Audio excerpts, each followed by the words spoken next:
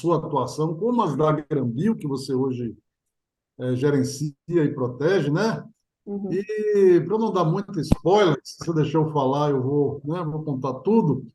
Eu já ia lhe pedir, né, para começar, Ângela, contando a sua trajetória. Tá? Acho que o pessoal, todo mundo sabe, né, que essa área de propriedade intelectual é uma das áreas mais importantes hoje do mundo, da civilização, eu diria, em particular aí da bioeconomia. Se você não consegue proteger o que você faz ou o que a gente faz, não tem atratividade para quem quer investir. Quer dizer, se o cara não tiver a proteção, não tiver uma vantagem competitiva qualquer, ele não investe. Então, você pode ter a melhor ideia do mundo, se não tiver protegida, ela não vira nada, e se não virar nada, se virar só uma boa intenção, né? Não avança muito. Embora não pareça muito óbvio, a proteção intelectual é o que faz as coisas chegarem às pessoas. Você vê muita gente aí, super bem intencionada, que libera para o uso da humanidade e tal, acaba Uhum. não virando, né? Não virando produto. Sim. Ângela, está em suas mãos, manda bala. A galera tá aí, ó, pô, um monte de gente, todo mundo querendo saber, né? Como é que fica. Rico, Legal. Pena que eu não estou famoso. vendo o que está aí. Você não está É, vendo? Porque não. você É porque não está consegue. pequenininho. É. Eu só consigo ver Tá. minha cara, a sua e umas janelinhas fechadas Sério, aqui olha, mesmo. faz o seguinte, coloque, tem uns quadradinhos assim na sua apresentação, lá em cima. Se você clicar, você consegue mudar o quadro e ver todo mundo. É, mas daí fica na frente da minha apresentação. Ah, bom. Aí você chega para o lado, ela, eu já errei tudo que a gente pode Não, imaginar, tudo bem, tudo bem. mas acredite em mim, está lotado, tá bom? Legal, legal. Então, eu vou então, já que você pediu para eu falar da minha trajetória, eu vou falar um pouco e vai ter um gancho com o que eu quero falar mais no final da apresentação. Eu fiz biologia na Unicamp, me formei em 2004, e depois eu fui fazer mestrado, e tinha uma coisa que me incomodava muito, era que eu via muita gente qualificada saindo da pós-graduação e não tendo onde trabalhar. Quando a gente entra na Unicamp, a gente tem, acho que a sensação de que os nossos problemas eles se resolveram, a gente vai sair empregado, vai dar tudo certo. Só que quando você está numa área de ciência, como é a biologia, isso não é óbvio. Você não vai ser obviamente absorvido pelo mercado, e depois a gente vai ver que realmente é porque não tinha muito para onde ir. E isso me incomodava muito. E na época, a Inova ela estava com uma parceria muito grande com o INPI. A Inova estava se estabelecendo exatamente. Era a época que o Brito era diretor da FAPESP. Então, foi um período em que começou a se valorizar muito a utilização da propriedade intelectual dentro das universidades como uma ferramenta de realmente proteção do conhecimento que estava sendo gerado com verba pública, dinheiro nosso, do contribuinte, né? Ainda existia, na época, uma restrição muito grande das pessoas pensarem que a propriedade intelectual era uma forma de vender a universidade. Você está protegendo, você está vendendo o conhecimento que está sendo desenvolvido aqui, quando, na verdade, quando você protege por patente, aquilo não te impede de você fazer um paper, divulgar um artigo sobre aquilo que você fez, mas te dá autonomia para que você pegue aquela tecnologia e use da melhor forma. Se você quiser doar aquela tecnologia para alguém, pode fazer. Se você quiser vender, se você quiser licenciar. Então, foi nesse momento que eu tive vontade de começar a trabalhar com isso, porque eu queria, de alguma forma, contribuir para que a API fosse usada como uma ferramenta de viabilizar negócios, principalmente negócios de ciência, que trouxesse emprego para a galera que estava saindo da pós-graduação. Então, vou falar o que é a propriedade intelectual. A propriedade intelectual é um direito concedido pelo Estado para criações da mente humana. Então, você desenvolveu alguma coisa, o Estado vai te dar a proteção daquilo que você fez. E aí você pensa, beleza, a troco de quê que o Estado vai me fazer isso, né? Ele vai te fazer isso como uma contrapartida para que você divulgue o conhecimento daquilo que você fez. Você pode desenvolver o conhecimento e manter para você? Pode. Mas a partir do momento que você divulga aquilo que você fez, o Estado te garante algum tipo de proteção em cima daquilo e outras pessoas vão aprender com aquilo que você fez para que a ciência e a tecnologia passem a se desenvolver. Existem diversas formas de proteção intelectual, aquelas que são voltadas ao direito de autor, tem aquelas também que são sui generis, que é topografia de circuito integrado, cultivar conhecimento tradicional, E existe a propriedade intelectual propriamente dita, que é marca, patente, desenho industrial, indicação geográfica e segredo industrial. Eu vou falar especificamente aqui nessa apresentação sobre patente, porque acho que não vai dar tempo de falar muita coisa. Quando você está dentro de um ambiente acadêmico, você está escrevendo o seu projeto, você tem que pensar, você vai fazer uma busca de artigos, e aí você vai pensar, será que aquilo que eu estou fazendo é realmente novo? Em algum momento passou pela sua cabeça, enquanto você estava escrevendo o seu projeto de patente, tipo, você resolveu fazer uma busca numa base de patentes, por exemplo? E por que que eu fiz essa pergunta? Porque, segundo a OMP, que é a Organização Mundial de Propriedade Intelectual, eles estimam que mais de 80% de todo o conhecimento científico descrito no mundo, ele é descrito em patentes e não em artigos. Por quê? Porque quem faz realmente o desenvolvimento tecnológico voltado para a inovação são as empresas. E as empresas não têm como procedimento padrão escrever paper. Não que elas não possam fazer, elas fazem eventualmente, mas não é o que elas vão fazer prioritariamente. Então, se você está fazendo um projeto de pesquisa e você espera que ele seja de fato inovador, faça uma busca de patentes. Sempre. Além do que, de você ver se aquilo que você está fazendo é realmente novo, te permite fazer um monitoramento de quem é que já faz aquilo, coisas parecidas com o que você faz, e você consegue ver se tem uma tendência. Qual é a tendência? Aquilo que você está fazendo é uma tendência que está em alta ou é uma pesquisa que já estabilizou e está tendendo a ser mais abandonada, a ter poucas novidades? Você consegue posicionar o seu projeto dentro daquilo que está sendo desenvolvido no mundo. Agora, qual é a vantagem de você utilizar a patente como fonte de informação? É preciso que se tenha um pouco de familiaridade com o documento de patente, porque ele é chato de ler. Para quem começa Quando é o seu primeiro contato com o documento de patente, você acha ele muito redundante, você acha que as coisas estão repetidas 1000 vezes. Mas quando você começa a se familiarizar, ele fica fácil e você sabe direto onde você tem que procurar, que informação que você vai procurar e da forma como ela vai estar escrita ali. Então, o documento de patente ele é padronizado, todas as informações estão escritas nos lugares certos onde elas deviam estar. Em geral, é o documento mais atualizado em relação ao estado da técnica, porque tudo que tipo, ele é depositado numa data, ele tem que ser novo em relação a tudo que já foi publicado, e ele tem esse formato universal. Chato, porém, ele é uma coisa que tem que ser considerada também, ele é um documento jurídico com informação científica, ele não é um documento, ele não é um paper. Ele tem informações científicas que têm que ser consideradas dentro de uma pesquisa, mas ele não é um documento que vai ser analisado com o rigor científico, por exemplo, que um paper seria. Ele é analisado em relação à lei.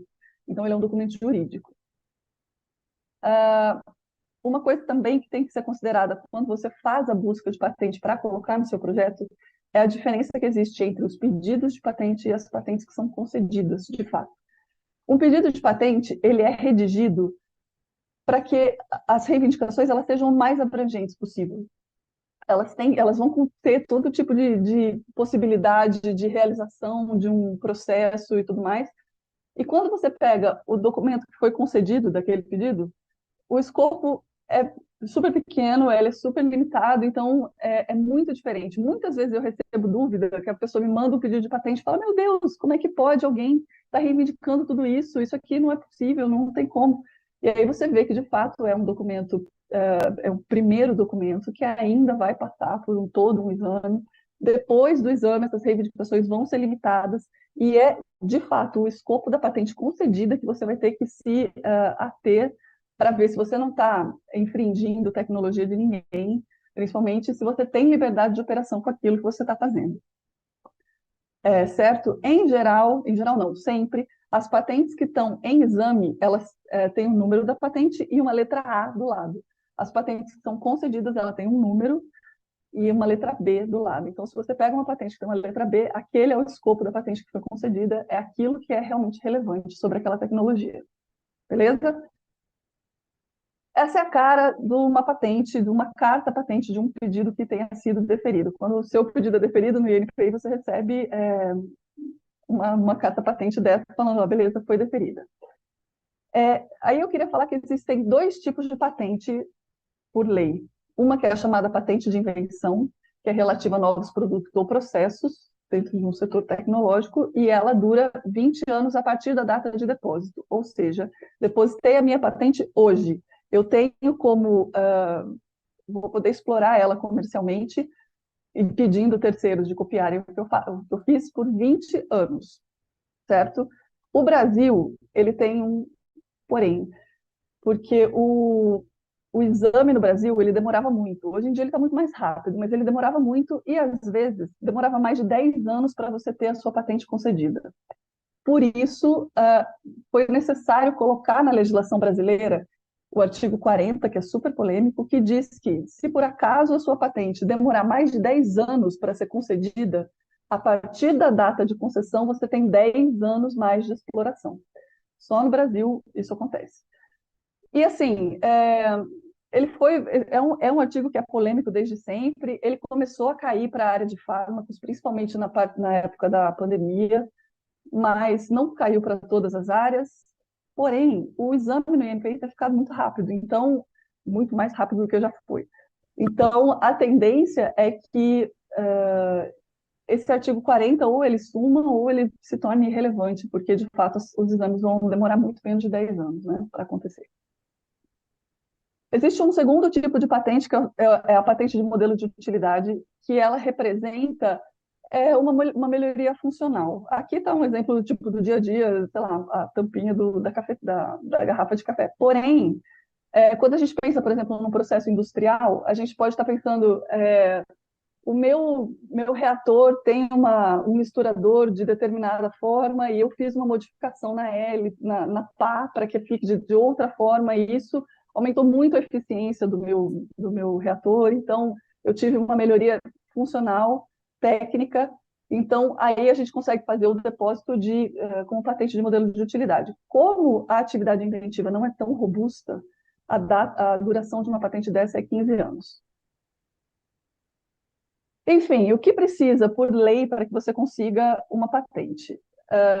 Primeiro, a novidade absoluta, ou seja, ela tem que ser nova no mundo inteiro. No dia do depósito, ela tem que ter toda a novidade. Tem que ter aplicação industrial. Atividade inventiva. Atividade inventiva, na prática, ela representa que o examinador ele vai pegar alguns documentos de patentes e artigos, ele vai combinar essas informações e aquilo que você está apresentando para ele na sua invenção, né, no seu pedido de patente, não pode ser óbvio para um técnico no assunto. Ou seja, você tem que falar que teve, de alguma forma, alguma inventividade em relação àquilo que você fez. E todo documento de patente ele tem que ser suficientemente descrito, ele tem que ter suficiência descritiva. Ou seja, se você está, por exemplo, reivindicando que o seu micro-organismo ele consegue ter um rendimento de 10x, você tem que, de alguma forma, apresentar pelo menos um experimento que diga que ele chegou a 10x. Você tem que mostrar isso, tem que estar lá. E outra coisa, você tem que também dar credibilidade para a sua invenção, colocando todos os experimentos que são necessários para garantir que ele seja suficientemente descrito e passível de ser reproduzido por um técnico no assunto. Então, as informações têm que estar ali. Em relação à novidade absoluta, então, como eu disse, ele tem que ser novo frente a tudo que existe no estado da técnica, ou seja, todas as informações que foram divulgadas em relação àquela tecnologia, independente da forma de divulgação. Se for acessível para o examinador no momento em que ele estiver fazendo o exame, ele vai considerar aquilo estado da técnica. Porém, existe uma coisa chamada período de graça, que é um período que existe entre a divulgação e o depósito da patente, em que as informações que são divulgadas ali, elas não são relevantes para o exame, desde que a divulgação tenha sido feita pelo inventor da tecnologia. No Brasil, esse período é de 1 ano, ou seja, se eu fiz uma divulgação hoje, eu tenho até 20 de setembro do ano que vem para fazer o depósito da minha patente. Isso é relevante para também o mundo acadêmico, que as pessoas participam muito de congresso, acabam divulgando um pôster e alguma coisa assim. Então, se eu fui hoje, apresentei meu pôster, eu tenho, então, até 1 ano para fazer o depósito, sem que esse pôster inviabilize o meu depósito. Não vai ser contar como novidade para a minha tecnologia. Ângela, Tá? Oi, desculpe, diga. sobre isso aí. Como é no exterior? Esse período de graça ele é reconhecido? Sim, dependendo do lugar. Na Europa, não. Na China são 6 meses e nos Estados Unidos também 12 meses, igual ao Brasil. Esses são os países principais de depósito, né? Os escritórios principais de depósito. Mas isso é o importante quando a gente pensa numa patente, é onde você quer explorar comercialmente. Então, você tem que ficar ligado no período de graça do lugar onde você quer fazer o depósito da patente, porque patente é para garantir mercado, né? Então, se de repente você fez uma divulgação aqui e você quer explorar na Europa, nem compensa você depositar lá, porque você tipo, vai perder o seu período de graça ali, tá? Uma coisa que a gente tem que pensar também é que não existe uma patente mundial. Como eu disse, a patente é uma ferramenta de exploração de mercado. Você vai depositar onde você acha que é relevante para você explorar. E ela serve exatamente para você impedir o terceiros de usarem a sua tecnologia. E assim, considerando que você vai depositar em cada um dos países, isso é muito caro de ser feito. E por isso que isso tem que é, ser analisado com calma pela empresa ou pela instituição. Nesse ponto, existe uma estratégia que é o depósito via PCT. O PCT é um tratado de cooperação em matéria de patentes que serve para quê? Ele não é uma patente mundial, mas a partir do momento, por exemplo, que eu fiz um depósito no Brasil e eu penso em explorar comercialmente fora do Brasil, eu posso entrar com a minha patente no PCT, ela vai ficar um tempo sendo analisada no PCT e você vai receber um relatório do PCT, tipo, é como se fosse um pré-exame, assim. Eles vão analisar mais ou menos a robustez da sua tecnologia, para que você veja quanto vale a pena você investir naquele documento. Ah, beleza, o relatório do PCT veio que minha patente é super nova, super inventiva, tem bastante espaço para exploração, então eu vou fazer o depósito, vou entrar no escritório europeu e depositar em vários países lá, vou depositar nos Estados Unidos, vou depositar na China. Porém, às vezes, para a empresa, quando ela recebe um relatório do PCT que não é muito animador, ela pode pensar melhor na estratégia que ela vai utilizar aquela patente, escolher menos países para depositar, porque é caro. Então, o PCT ele não vai fazer um exame, ele não vai conceder ou não conceder uma patente. Ele vai te dar um relatório prévio para que você analise o que você faz, estabeleça a sua estratégia. Ângela, desculpe, qual o valor hoje para você fazer uma submissão ao PCT? É caro, acho que entrando no PCT do PCT para ir para outros países, acho que é uns R$ 7.000. É em franco suíço, então varia um pouco e depende do número de páginas do documento e do número de reivindicações. Então, varia muito, mas pode chegar até uns 10, R$ 15.000. Para gente é caro. Dependendo da empresa, né, do tamanho da empresa. Se não é uma empresa que tem esse recurso tipo, super disponível, pode acabar ficando difícil. Perfeito. Agora, falando especificamente sobre biotecnologia, que eu acho que é uma área que é interessante, que o LGE, por exemplo, trabalha muito, é sobre o que é patenteável quando a gente fala de biotech, de micro-organismos, por exemplo. É patenteável a invenção que atenda aquilo que eu já falei, novidade, aplicação industrial e atividade inventiva, e aquilo que tem uma melhoria funcional. Agora, quando a gente está falando especificamente de biotecnologia, tem um artigo que é o artigo 10. A LPI, a Lei de Propriedade Industrial, ela não diz o que é invenção. Ela diz o que pode ser protegido, mas ela diz o que não é invenção. Então, tipo, se você não tiver nesse artigo, ok, pode ir. E nesse ponto é interessante o inciso nono, porque diz que todo ou parte de seres vivos e materiais biológicos encontrados na natureza ou ainda que dela isolados, inclusive genoma e germoplasma de qualquer ser vivo natural e processos biológicos naturais, não podem ser protegidos. Ou seja, se você tem qualquer coisa que foi isolada da natureza e seja indistinguível, por exemplo, ou você fez uma substância nova, mas que é indistinguível da natural, você também não pode proteger. Porém, se o processo de obtenção for novo, inventivo, tiver aplicação industrial, você pode proteger o processo, a substância não. Genes, você não pode proteger o gene isoladamente. Ah, beleza, peguei esse gene que faz determinada enzima. Você não pode proteger o gene sozinho, mas você consegue proteger ele dentro de um cassete de expressão, porque o cassete de expressão não acontece na natureza. Então, se você tiver o terminador e o do começo ali, que eu esqueci, o iniciador e o terminador e o gene, você consegue proteger, porque aquela não é uma construção que existe naturalmente, então é um jeito. Da mesma forma, micro-organismo, se você inserir essa construção dentro de um micro-organismo, você vai estar modificando o micro-organismo. Então, micro-organismo. Então, você consegue fazer a proteção também. Ok? Então, aqui é exatamente o que eu falei. Só falar, é um slide extra para falar exatamente isso. A gente tem que conseguir distinguir aquela substância da substância natural. Então, a partir do momento que é uma substância que você não consegue fazer essa distinção, não pode. E isso é pela legislação brasileira. E é interessante que a gente pense que cada país é soberano na sua legislação de PI e cada país permite ou não a proteção de determinadas coisas. Isso é importante também para quando você pensa em fazer o depósito fora do Brasil, em que a legislação de proteção de biotecnologia pode ser mais restritiva, é mais interessante você fazer um documento com reivindicações mais abrangentes para ser aceita uma reivindicação maior nos outros países, enquanto no Brasil ela é mais restrita. E aqui a gente pensa em micro-organismo transgênico. Para quem é biólogo, micro-organismo transgênico é aquele que tem um gene de outra espécie.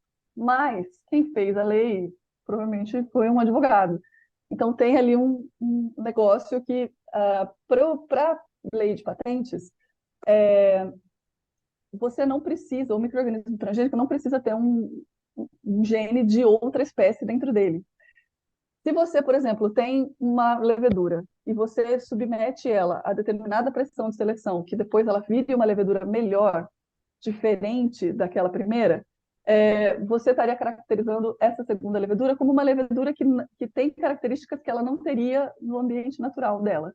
Então, aqui você tem um micro-organismo que, pela lei de PI, é considerado transgênico e ele pode ser protegido.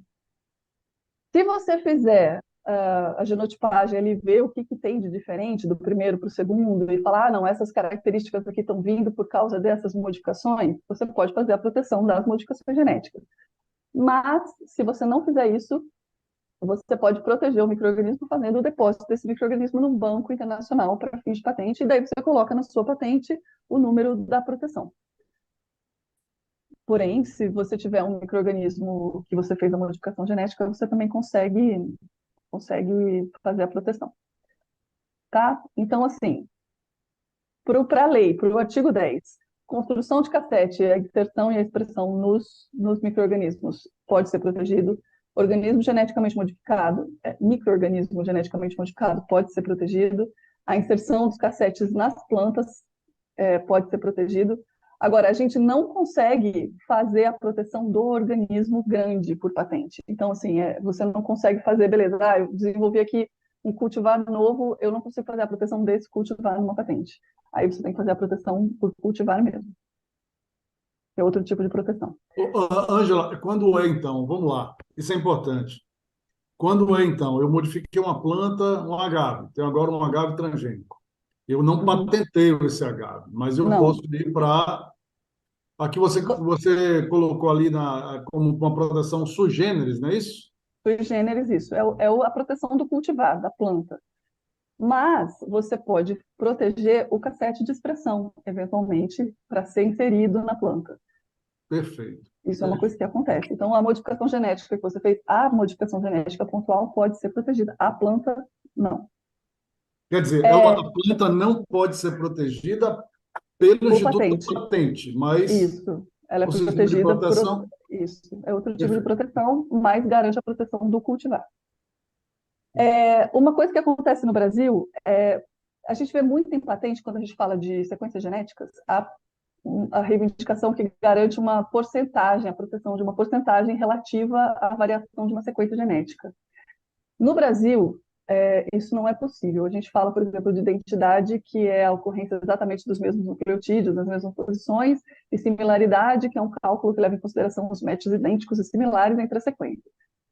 No Brasil, essa porcentagem ela não é aceita pela legislação por haver justificativa de que nessa porcentagem que você não sabe qual podem estar compreendidas sequências naturais ou indistinguíveis das naturais. Então, o Brasil não aceita esse tipo de proteção. Acredito que vai haver uma tendência de mudar isso daqui a um tempo, mas, por enquanto, não é aceito mesmo.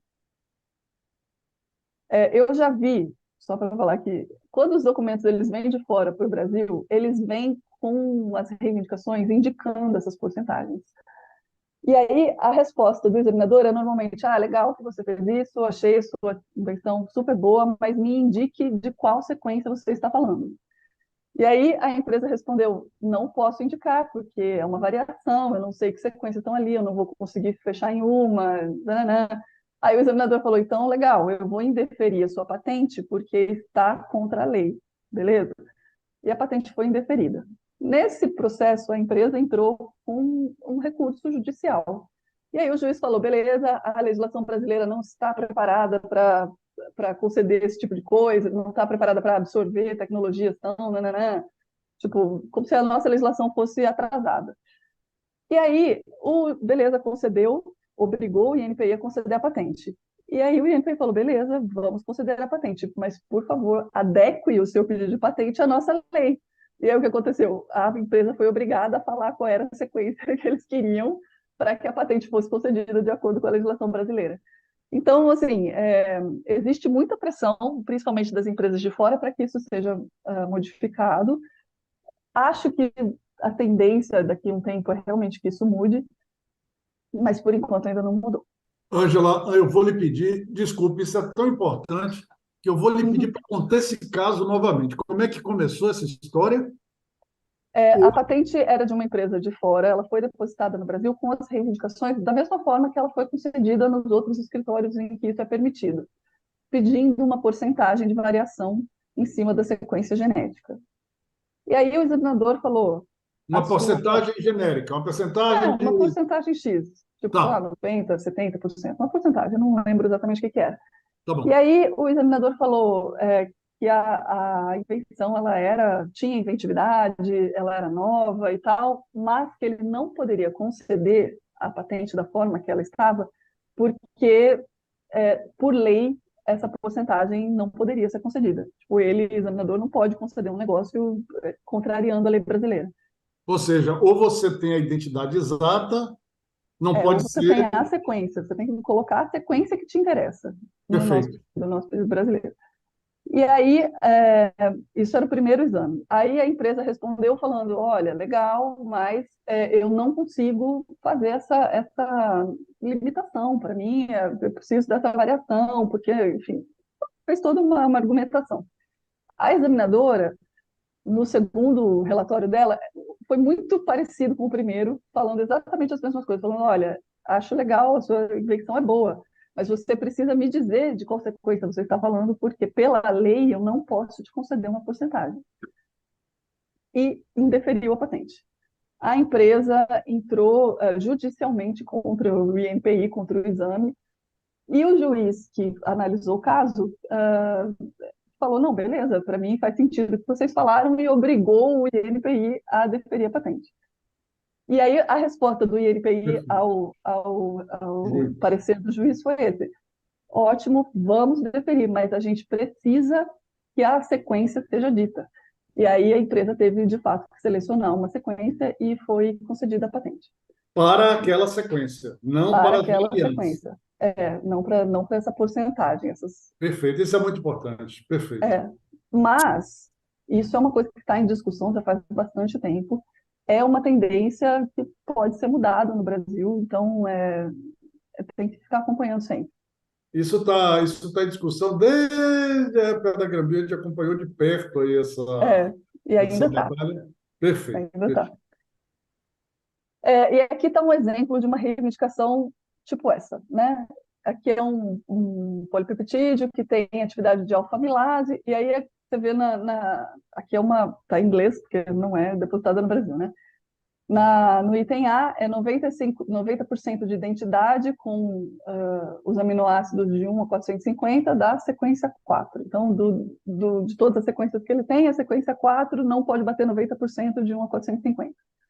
Aí no B é a mesma coisa, é um polipeptídeo, né, que tem 90% de identidade com a sequência de nucleotídeo 68 a 1417 da sequência 3, que provavelmente é a sequência de nucleotídeo da sequência que está no item A, que é de aminoácido. E aqui no item C, que eu achei interessante, ele indica que o microorganismo também foi depositado no Banco Internacional de Patentes, tem o código dele aqui, que é uma proteção adicional, né? Apenas para garantir, de fato, que ele existe ali também. Uai, por que eu não estou indo mais aqui? Existem algumas ferramentas de busca de patentes. Eu não vou explorar muito busca de patentes, eu vou só citar um pouco as ferramentas, eu fico com medo da apresentação ficar muito comprida. Mas, de repente, eu posso dar uma aula só sobre busca de patentes, que daí acho que até valeria a pena, porque é uma aula grande e dá para explorar bastante coisa. Ângela, eu acho que isso é fundamental. Aí eu só vou lhe pedir para ser presencial, Tá para bom, que o pessoal todo aqui assista. A gente pode ter presencial e transmitir, mas aí uma aula longa. Beleza? beleza, Excelente. tá bom. A primeira ferramenta, que eu acho que é a ferramenta mais prática, é o Google Patents. Não é uma ferramenta super boa de análise, mas quando você precisa fazer uma busca rápida, é uma ferramenta que funciona. Você digitar no Google Patents, ele já vai aparecer, tem um buscadorzinho assim, e você consegue fazer uma busca para coisas pequenas, assim, para quando você precisa de uma coisa rápida. Esse buscador, ele é muito, muito bom. Ele é também público, chama Lens.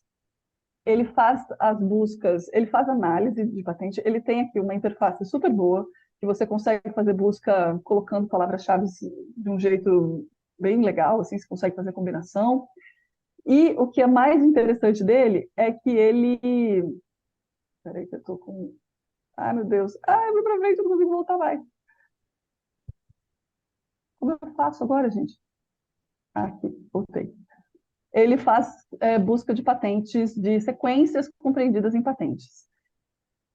Então, assim, se você tem uma sequência ou de aminoácido ou de nucleotídeo, você consegue jogar aqui e ele vai te dar a resposta de em que lugar da patente aquela sequência está, se está na reivindicação, e você consegue ver se a patente foi concedida ou não foi concedida, e aí se aquela sequência ela é fundamental para aquela invenção, se a sua sequência está batendo com aquela. Essa ferramenta é a melhor para quem trabalha com sequência genética, ela é muito boa. Mas ela não é uma ferramenta só de biotecnologia, não. Ela é uma ferramenta geral, mas eles fizeram esse É, módulo. Perfeito. não é só de biotecnologia, é buscador de patente normal, Geral. só que consegue ter essa especificidade de busca de sequência. Vale muito a pena. Excelente, excelente. E faz análise de, por exemplo, quem são os maiores depositantes. Ele traz um resultado bem legal, assim, com gráficos, então é legal de trabalhar e é pública, então o INPI, as buscas nos escritórios, o INPI ele não tem a melhor das buscas, infelizmente. Você consegue, se você entrar nessa aba de busca de pesquisa avançada, você consegue fazer busca por palavras-chave, algumas, e depositante, inventor, mas você não consegue fazer uma busca, você não consegue fazer vincular, ligar documentos, você não consegue. É muito difícil o INPI, mas é interessante para você saber status de documento. Então, quero saber se essa patente ainda está vigente, se ela foi abandonada, você tem que entrar no INPI. Quero saber como é que está o exame, o que o examinador está dizendo, ou o que a empresa está respondendo do exame, isso também é interessante, porque daí se você está desenvolvendo alguma coisa que está alinhado com algumas tecnologias que já foram depositadas, você consegue ver se, de repente, a empresa abandonou, então essa informação eu consigo usar na minha tecnologia sem infringir aquilo que já foi depositado ou se cortou, o examinador cortou um tantão do escopo. Então, essa parte que foi cortada, se tiver na minha tecnologia, eu também não vou estar infringindo aquilo que foi desenvolvido. Então, isso é interessante. Tem o SPTO, que é dos Estados Unidos, que é muito, sei lá, eu acho ruim. Melhorou muito, muito, mas ainda não é ótimo. Ele é médio, porque ele dá sempre muito erro. Se você não coloca exatamente a informação que eles querem, eles não acham nada. Assim, é muito ruim. Eu acho que a resposta também é ruim de como vem a informação. Mas o SpaceNet, que é do escritório europeu, é ótimo. Ele, inclusive, tem as informações do SPTO, então, se você quiser pular direto para o SpaceNet, vale super a pena, porque as informações que estão no SPTO vão ser encontradas ali também. E vale muito a pena, é muito bom. E esse é público, né? Essa consulta? Todos os buscadores dos escritórios nacionais são públicos, todos. E o Lens também, e o Google também.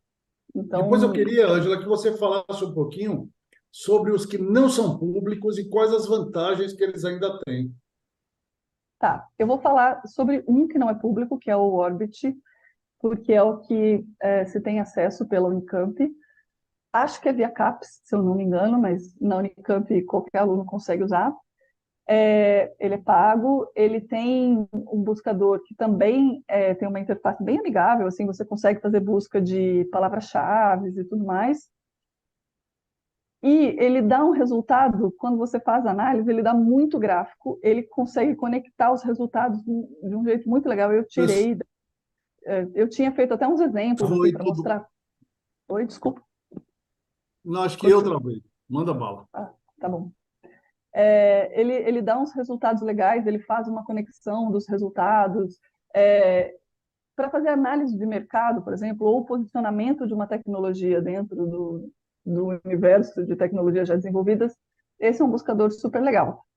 Mas ele tem muito recurso também, acho que caberia também, se a gente fosse fazer uma aula de busca de patentes, eu acho que esse buscador ele tem bastante coisa para ser usada. Beleza?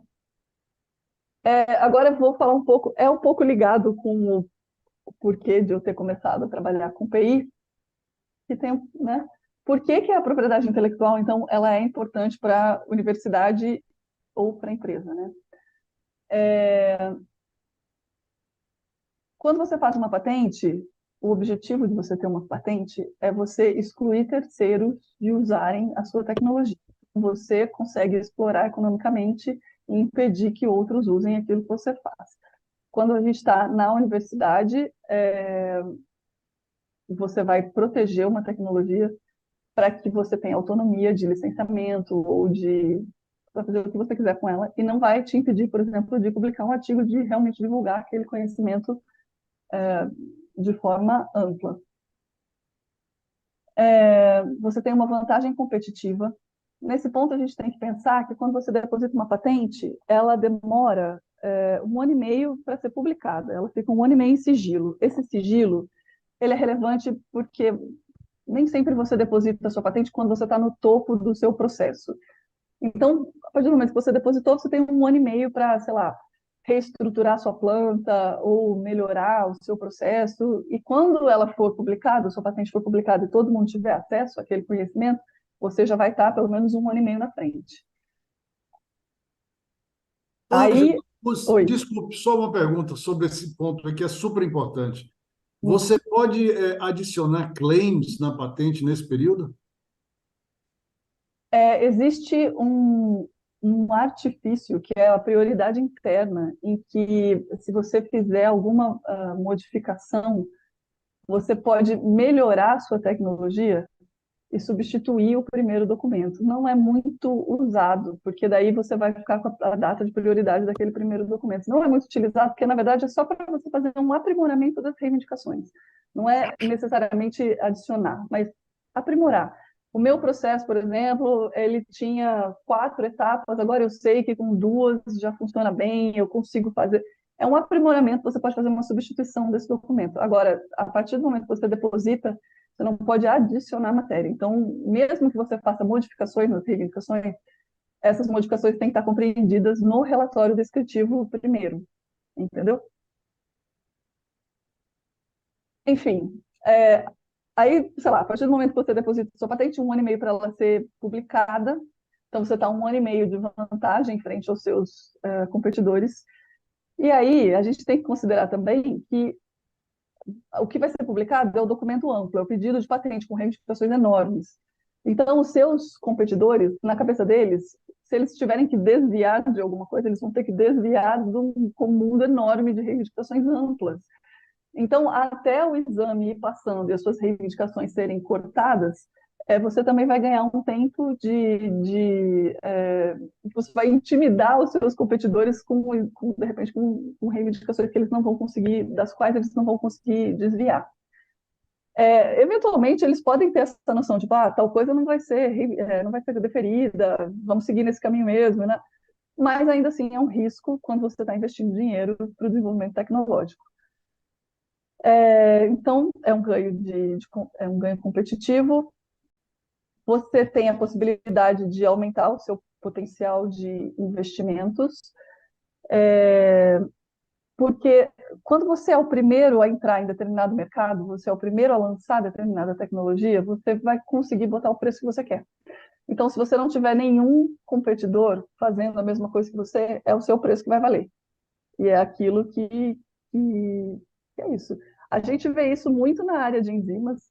Eu acho que tem pouquíssimos competidores e que aí os produtores de enzimas que têm patentes robustas, que entraram antes no mercado, eles conseguem aplicar para o produto deles o preço que eles querem, e como não tem ninguém ou tem poucas empresas que conseguem substituir aquele produto, fica todo mundo um pouco refém, né?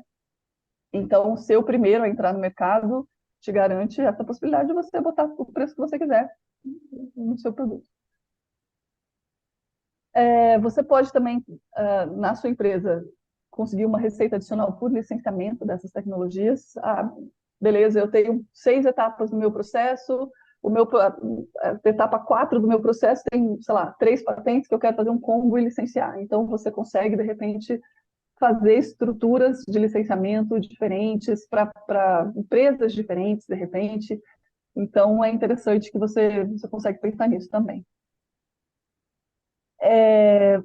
Patente traz exposição ao mercado, e isso é claro. Quando uma empresa que saiu do nada, nos relatórios de patente, ela começa a aparecer como, nossa, olha só, tem essa empresa aqui, nunca ouvi falar. Aí depois, nossa, tinha uma patente só, agora tem 4. Mas depois tem 8, sabe assim? Quando as empresas começam a fazer, aumentar o seu portfólio de patentes, os olhos de todo mundo se voltam para ela, para todo mundo, as pessoas querem saber, as empresas querem saber quem é aquele competidor, o que ele faz, e isso te não só garante a possibilidade de acessar novos mercados, mas você vai, como empresa, você vai ser visto de uma forma diferente. Primeiro, como uma empresa que desenvolve alguma coisa, né? Porque para você ter uma patente tem que seguir os requisitos legais, e que está preocupado em proteger aquilo que faz. Então, é uma mudança de imagem. E dá credibilidade. Para quem, por exemplo, entra em editais públicos de concorrência, ou procura investidor, quando o investidor vai olhar para a sua empresa e ele fala, beleza, eu desenvolvo tecnologia, quantas patentes você tem? Nenhuma. Aí o investidor vai falar, eu estou investindo no quê? No seu conhecimento, na sua cabeça, só. Não, mas quando você fala, não, eu estou buscando investimento, mas eu tenho aqui algumas patentes, o investidor ou mesmo o analista do edital vai falar, beleza, então daqui está saindo uma coisa que dá uma credibilidade. Assim, a chance de você ganhar de alguém que não tem nenhuma é muito maior. E quando a gente fala da interação entre a universidade e a empresa, a universidade ela é o lugar onde se pode errar, né? A universidade tem como missão a formação de recursos humanos. Então, se alguma coisa pode dar errado, é ali. Se você está fazendo um projeto que estou fazendo para aprender, beleza, é ali mesmo que você tem que estar. Agora, a empresa ela vai olhar para o projeto e falar, não, daqui vai ter que ser alguma coisa, eu quero ganhar dinheiro com isso. Então, assim, são missões diferentes, mas são instituições que precisam trabalhar juntas, principalmente no Brasil, né? Então, a gente tem que pensar que da pesquisa básica até se chegar num produto comercializável, existe um caminho muito difícil de ser fechado, que é o que se diz de oferta de tecnologia e demanda de tecnologia, o gargalo entre a empresa e a universidade. E muitas empresas veem a universidade como uma prestadora de serviço. Beleza, eu vou ali, pego a tecnologia e vou botar na minha planta e vai funcionar. E isso é muito difícil de acontecer, porque você tem uma tecnologia na bancada que para ela chegar em alguma coisa que caiba na empresa é um caminho grande. Então, a ideia, sempre, quando a gente pensa em fazer a interação universidade-empresa, é suavizar essa interação. Ou seja, misturando um pouco o P&D que vem da universidade com um pouco do P&D que vem da empresa, para que a absorção seja mais rápida. É tornar o caminho mais suave, de fato, e diminuindo o investimento do fomentador para aumentar o investimento da empresa, e facilitar realmente a interação. Ângela, volta, por favor, 2 slides aí, que você está tocando uma coisa muito para essa aí.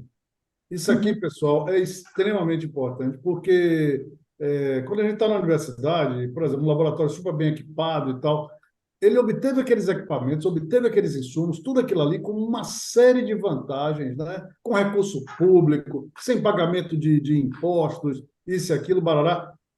Isso tudo é feito porque ele não é uma unidade de produção e não pode ser. Nenhuma empresa pode ir para a universidade, achar que pode se estabelecer lá para produzir alguma coisa.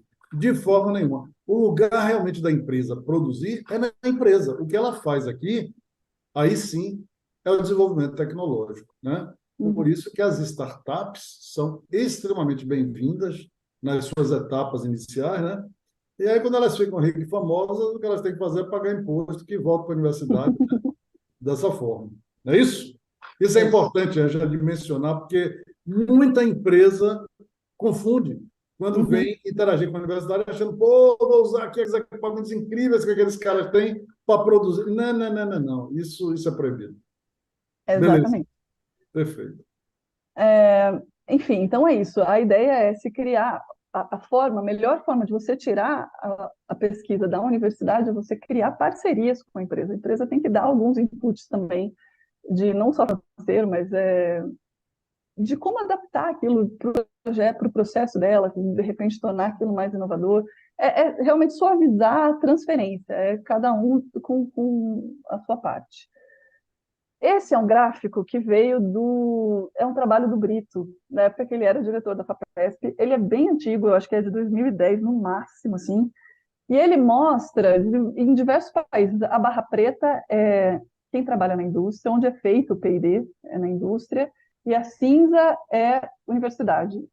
E o Brasil naquela época, né? Não sei se hoje talvez não tenha mudado muito, assim, mudou, acredito que tenha mudado, mas talvez não o suficiente para inverter esse valor. O Brasil dos países é o que concentra mais o desenvolvimento de P&D na empresa.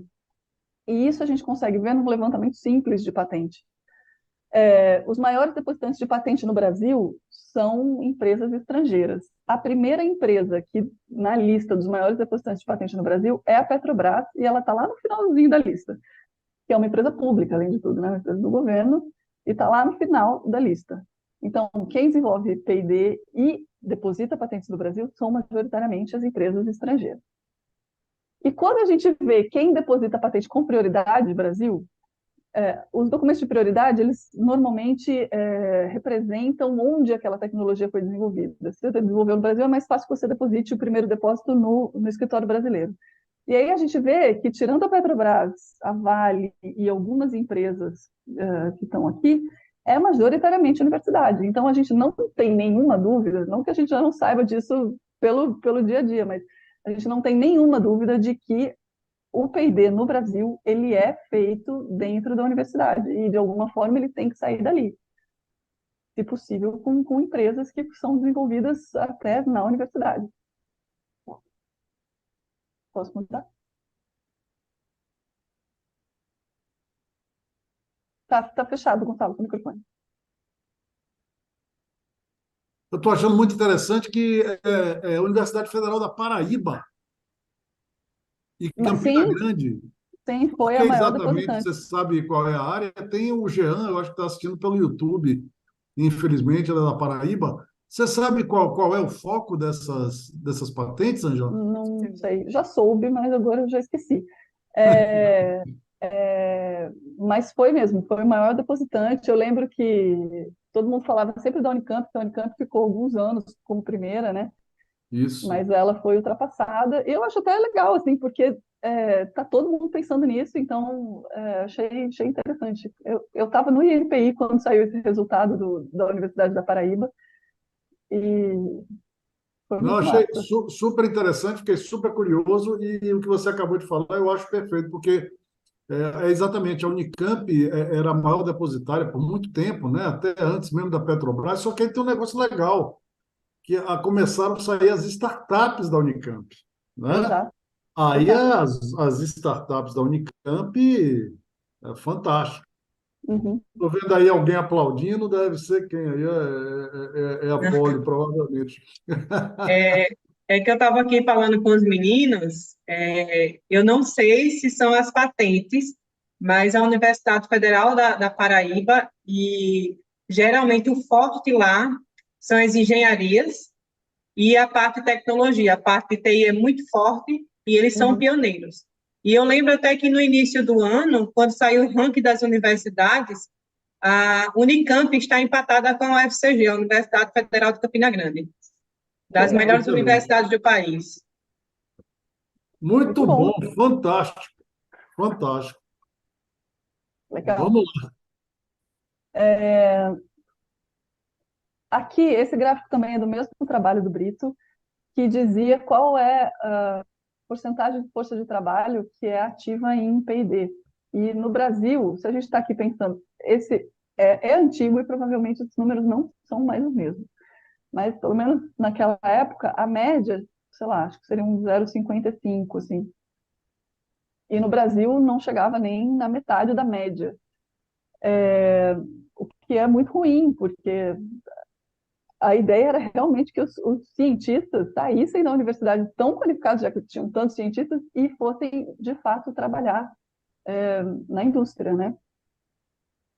E aqui, quando a gente fala de distribuição de cientistas e engenheiros em P&D, a gente vê que no Brasil eles estão principalmente também nas universidades. E aí foi que eu comecei a pensar que, foi desde dessa época que eu comecei a pensar em trabalhar com PI, para que a PI fosse uma ferramenta que pudesse viabilizar estratégias de negócios para o surgimento dessas empresas, para o surgimento das startups, para que elas conseguissem enxergar nos documentos que já foram depositados, por exemplo, algumas brechas de atuação, no que elas poderiam fazer, o que elas podem trabalhar, sabe? O que elas conseguem desenvolver a partir daquilo que já está sendo desenvolvido, como é que como é que eles conseguem posicionar a pesquisa na demanda da, de tecnologia. E eu fico muito feliz hoje quando eu vejo essa notícia do ano passado, das empresas filhas da Unicamp. Essa notícia é de outubro. Em outubro de 2022, elas tinham ganhado quase 20 bilhões e gerado, sei lá, 45 mil empregos. Então, assim, eu não sei quanto de patentes, por exemplo, essas empresas utilizaram para desenvolver suas estratégias de negócio, mas pensar TI pode ter muito contribuído para que elas viabilizassem aquilo que elas se propuseram a fazer. Então, quando eu vejo isso, eu fico muito feliz de ter estado no começo, assim, do desenvolvimento dessa mentalidade dentro da universidade, porque era isso mesmo que é isso que se espera, que sejam as empresas que absorvam os cientistas e a partir daí gerem riqueza para o país. E era isso que eu tinha para falar. As empresas, aqui tem mais o gráfico de crescimento dessas empresas, elas têm crescido muito assim, né, nos últimos anos, mas eu não peguei o gráfico do ano passado. E é isso que eu tinha para falar sobre TI. Espero que tenha sido legal. Ângela, excelente, excelente, excelente. Primeiro, deixa eu abrir aí para ver se tem alguém que quer comentar. E eu acho interessante que até saiu, né, a prêmio da Unicamp e tal, todo no Uhum, laboratório. E esse ano a gente está aí, é o Fábio que eu estou vendo aí, né, que também tem a startup, né, tinha a startup, uhum, a ECRA, que ele fundou e tal, blá, blá, blá. E aí fazendo primaries para o agave. Olha, você falou uma coisa que é também a minha visão, sabe? Eu me lembro uhum, quando eu entrei no Unicamp e tal, que a gente começou a falar de patente, rapaz, os alunos olhavam para mim, mas de um jeito, assim, aquilo que você acabou de falar, estão entregando ao Unicamp. As sim, pessoas não tinham essa compreensão. Eu lembro que quando a nossa primeira patente de levedura e tal, papá, papá, quando foi feita, pô, eu fiquei super feliz que a gente depositou, eu não entendia nada de como é que funcionava. Aí saiu uma matéria da Unicamp, porque um cara, um banqueiro, licenciou. uhum, E foi a oitava patente da Unicamp licenciada. Ao mesmo tempo que eu fiquei feliz, eu caí em mim. Eu digo, meu Deus, só oito? Só oito? é, A Unicamp era, na época, das maiores, que mais patenteavam, mas só oito que iam realmente para o setor produtivo. Mas, Ângela, eu não tenho dúvida que foi desse esforço, né, que, primeiro, saiu a Inova, né, a entrada Uhum, do Brito, pensando no assunto, colocando luz na história, foi muito sim. importante. E a partir daí a coisa vai, né? Você começou, a coisa vai. No laboratório hoje mesmo, por exemplo, Fábio mandou aí nessa patente dos primers de uma doença lá do HIV e tal. Ao mesmo tempo, o artigo está saindo agora também, quer dizer, você não deixa de fazer ciência porque está fazendo patente, muito pelo contrário, Exato. né?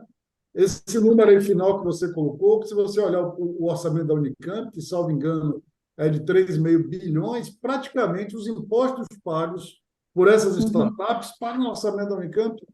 Pô, que coisa é, espetacular. Isso sim é economia circular, né? isso. Circular para valer. Mas eu vou, pessoal, alguém tem algum comentário, alguma pergunta, alguma questão? Manda bala, aproveita aí, porque Ângela. Tiago, Parabéns pela apresentação, Angela. Obrigada. Dúvida prática, assim, meio boba. Na prática, como que rola uma fiscalização? Por exemplo, o que garante que uma empresa vai absorver o processo sem pagar patente, aumentar a sua produção e tem alguma fiscalização que rola? Como funciona? É, com processo é um pouco mais difícil mesmo, assim, porque processo você vai ter que acusar a empresa de estar usando o seu processo. Então, processo é mais complicado. Mas, assim, quando as empresas, você está com uma determinada área tecnológica, você sabe quem são seus competidores. Então, a chance de você ter uma ideia de que o que o cara está fazendo parece muito com aquilo que você já fez é grande. Você começa a identificar pontos que podem parecer ou com seu micro-organismo ou com o seu processo. E aí a fiscalização é por quem se sente lesado mesmo. É você ter uma equipe que faz o monitoramento do tipo, ó, tal tecnologia aqui está parecendo que tem a ver com a gente. E aí sim entrar com um processo, um litígio. Nos Estados Unidos, o litígio é padrão, assim, acontece direto o tempo todo, mas é porque eles já têm isso como processo normal de você tem uma equipe de TI e a equipe que busca infração. Então, acontece sempre. No Brasil, isso acontece menos, bem menos, mas nos Estados Unidos, sempre. Ah, legal, obrigado. Né? Ju, Oi, Ângela, tudo bem? Primeiro, Tudo. parabéns pela apresentação. Eu queria saber como fica, por exemplo, micro-organismos ou sequências genéticas que a gente isole a, nativas aqui do Brasil, se a gente pode licenciar ou patentear no exterior, ou se existe alguma proteção do governo brasileiro em cima deles. Não, você pode proteger no exterior também, inclusive deve, né? Você segue a legislação, escreve a patente de alguma forma que aquela sequência possa ser protegida. Fora do Brasil, nos Estados Unidos, eu não tenho mais certeza, mas assim, antes você podia proteger o gene isolado, agora acho que talvez não possa mais, mas é, você tem que, de alguma forma, proteger e depositar fora. Não tem nenhum problema. O lance, por exemplo, de você fazer a regulamentação do processo no CGEM, não sei o quê, para você fazer o desenvolvimento, é outro esquema, não tem nada a ver com a patente, mas no momento do depósito, eles vão te perguntar se você usou biodiversidade brasileira. Você vai ter que indicar isso, porque daí isso vai criar um link com o seu processo do CGEM. Mas fora do Brasil, não, você pode depositar normalmente, não tem problema não. Obrigada. Né? esse aí, Ângela, foi outro ponto, né, que logicamente não deu para tratar aqui. A Silvia acabou se Uhum. tornando especialista nesse negócio, mas a vida aqui no Brasil não é muito simples, né? Não é muito simples nisso aí, não. Pessoal, É. são 2 horas. Ângela, como sempre, eu adorei. Se você puder mandar a apresentação e permitir que a Vamos, gente, né, circule aqui internamente, e a gente já vamos. vai marcar aí para você pagar essa promessa de Tá? fazer aqui a busca de patentes. A gente tem que aumentar muito isso aí. Agora, então, a gente iniciando com o programa do Agave, tem muita Uhum. coisa a Tá ser bom. patenteada, não apenas, né, na parte biológica, mas também na parte de processo, com a parte de bitano e tal, e o próprio Uhum. Brave, Uhum. em combinação aí, né, com o pessoal do Cimatec. Jorge estava aqui até agorinha, não, ele está aqui ainda, Jorge está aí, né? Quer dizer, Tô a aqui. gente, isso, Jorge, a gente vai ter que avançar muito, muito nisso aí, e eu acho que esse curso da Ângela, seria muito legal se a gente tivesse também um pessoal de PI do Cimatec, né, Uhum. juntos para a gente fazer essa integração do Brave. Ah, Não, Ângela, será ótimo montar fantástico. aula. Vamos fazer, Jorjão? Deixa eu só falar que a Ângela escreveu a nossa primeira patente lá da Chalcona, ainda na Inova. foi com a E Jandira. Eu lembro. E E patente aqui no licenciada, Cimatec, né? Patente licenciada, excelente. Que bom. isso, e no Muito. Então tá aí, Cimatec tem o parabéns. escritório do NPI aqui, né? Tem o Hein? escritório do NPI no Oh, que Cimatec. beleza. Pô, que É, massa. Muito bom. não, é sensacional, sensacional mesmo. Pessoal, Legal. Ângela, muito obrigado, de verdade, Obrigada, eu fantástico. que agradeço. Em breve estaremos juntos aí de novo, você nos apresentando isso aí. Pessoal, eu queria aproveitar para a semana que vem, né, convidar já todo mundo. Eu já comentei aqui com o Fábio, né, o HVMan, que a gente tem um outro Fábio na Macaúba, né, que acho que é um